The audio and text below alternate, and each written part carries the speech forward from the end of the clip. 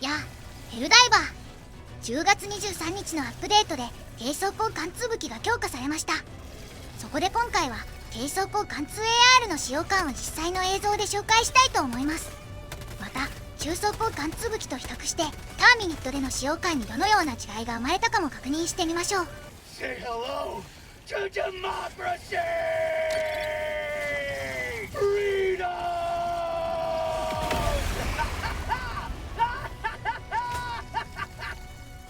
最初に注目するべき違いはインペーラーについてです。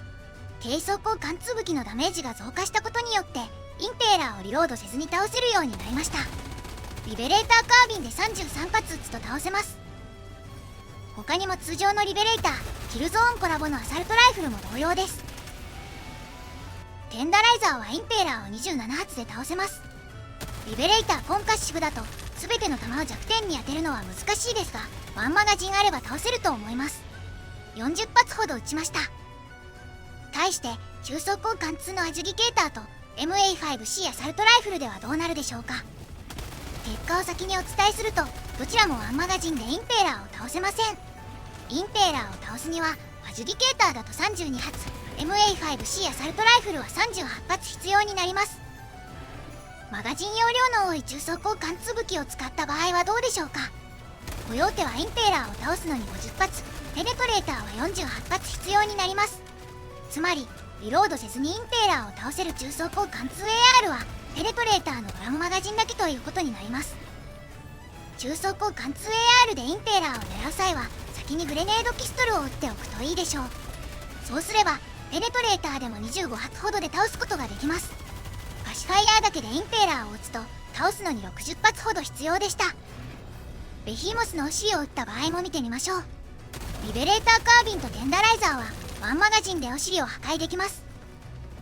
実戦ではベヒーモスの突進を2回かわして2マガジンほど消費すると思います。狙う機会は多くないかもしれませんが、対抗策がない時の現実的な選択肢にはなりました。弾薬も15発ほど残っています。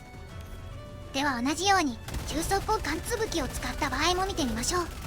アジュリケーターと MA5C で試しましたが、ワンマガジンでベヒーモスのお尻を破壊できませんでした。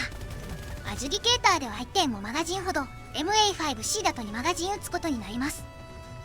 実戦ではベヒーモスの突進を3回か4回はかわすことになると思います。アジュリケーターを使った場合3マガジンでベヒーモスのお尻を破壊できましたが、簡単ではありません。 MA5C を使った場合はベヒーモスの突進を4回かわしてやっとお尻を破壊できました。先に見た軽装甲貫通武器と比べると倒すのにかかる時間も倍になると思った方がいいです。ではターミニット戦において中装甲貫通武器のメリットは何でしょうか。一番の利点はハイブガードの頭を狙って倒せることでしょう。 MA5C ならハイブガードの頭に7発撃つと失血します。見た目は変わらないので分かりにくいですが、7発撃つと装甲が飛び散っています。装甲が飛び散れば失血するのでそれを見て判断してください。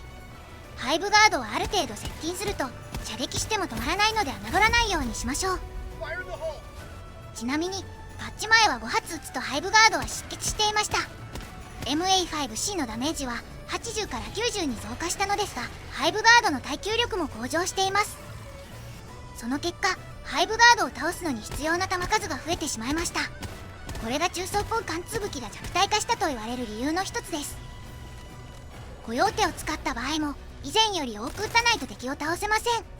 パッチ前は5発でハイブガードを倒せていました。しかし現在はハイブガードを燃やして倒すのに8発撃つ必要があります。もちろん他の中装甲貫通武器にも影響が出ています。アジュリケーターで撃つと以前は5発で失血させることができていました。しかし現在はハイブガードを失血させるのに6発の弾が必要です。他にもペネトレーターを使った場合は9発、パシファイヤーで撃つと11発必要でした。この結果から中装甲貫通 AR の長所が若干薄くなったと言えると思います。しかし軽装甲貫通武器でハイブガードを倒すにはこのように両側の爪を破壊する必要があります。装甲のない部分を撃っても倒せますが、中装甲貫通武器より処理しにくいのは変わりません。また胴体を狙った場合も結果は違います。ハイブガードの胴体をリベレーターで撃つと倒すのに12発必要です。MA5C とリベレーターのダメージは90と記載されていますが MA5C は8発でハイブガードを倒すことができます。ウォリアーの頭部を破壊するにはどちらの武器でも3発必要でした。すぐに倒したいなら5発撃ちましょう。マガジン容量が多いためリベレーターの方が有利と言えます。パッチ前はコヨーテで1発撃てばウォリアーを燃やすことができましたが現在は倒すのに2発必要です。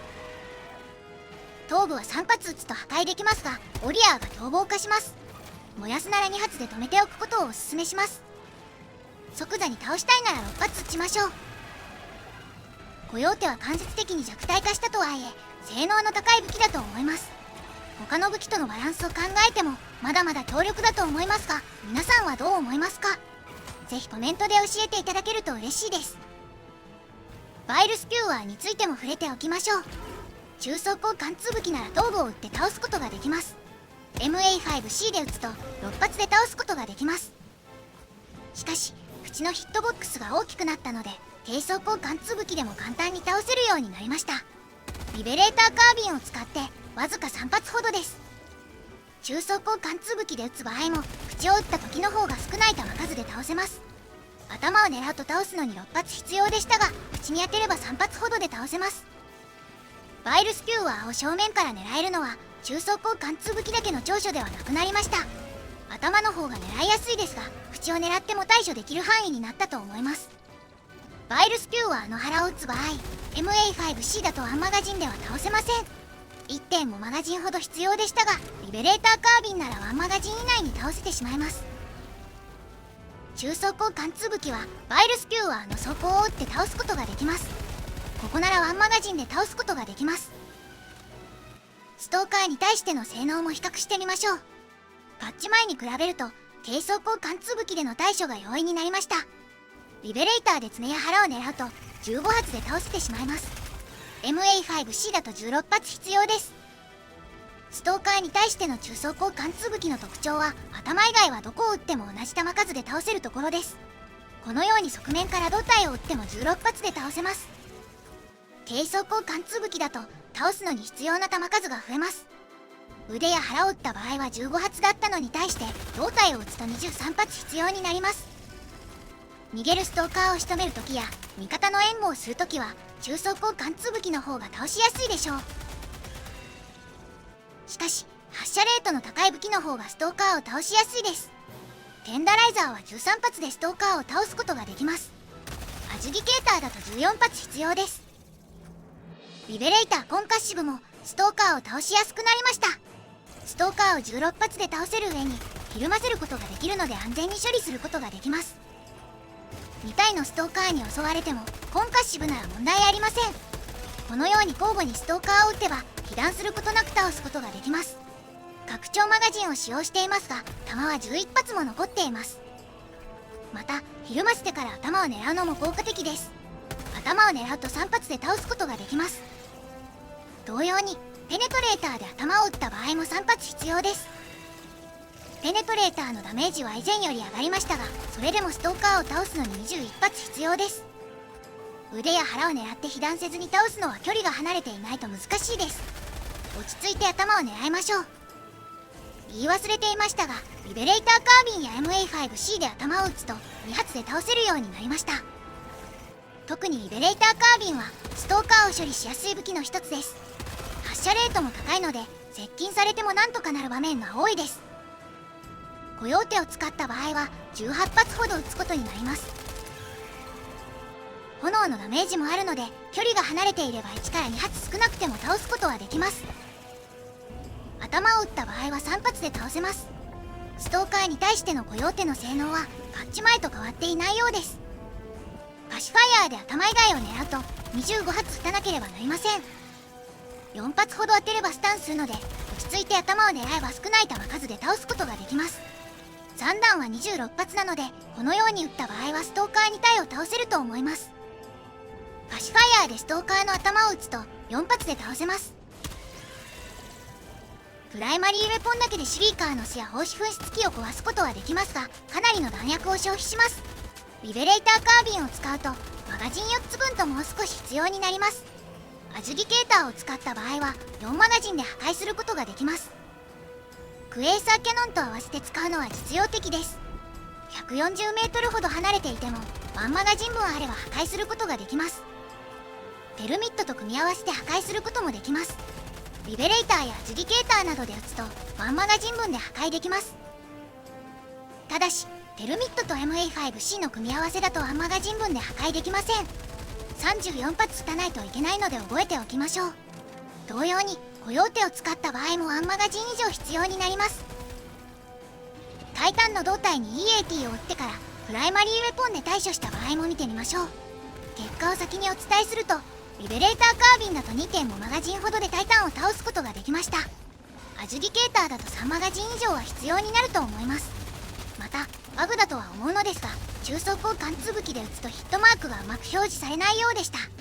表示上は弾かれているように見えますが、ダメージは入っているようです。ワークパックを持っていない場合はこのような角度から狙うことが多いと思います。正確に当てるのは少し難しいので4マガジンほど消費してしまうかもしれません。ロケットポットを使ってタイタンの装甲を破壊できた場合はもう少し早く倒せます。リベレーターカービンで撃つと2マガジンかからず倒せました。アジュディケーターを使った場合は 2.5 マガジンほど必要です。ただしロケットポットで装甲を破壊できなかった場合はこのように倒せません。そういった場合は胸や腹を狙うしかないですが、効率はかなり悪くなります。アジュディケーターを使いましたが、タイタンを倒すのに2マガジン分必要でした。ロケットポットでタイタンの装甲を破壊できなかった場合は別の手段で対処した方がいいでしょう。今回の結果を踏まえて皆さんはどう思いましたか？コメント欄に意見を書き込んでもらえると嬉しいです。個人的には低装甲貫通 AR はかなり使いやすくなったと思います。中装甲貫通 AR に関してはマガジン容量が少し増えるなどの調整を期待したいところです。それでは次回の動画もチャンネル登録してお待ちください。ご視聴ありがとうございました。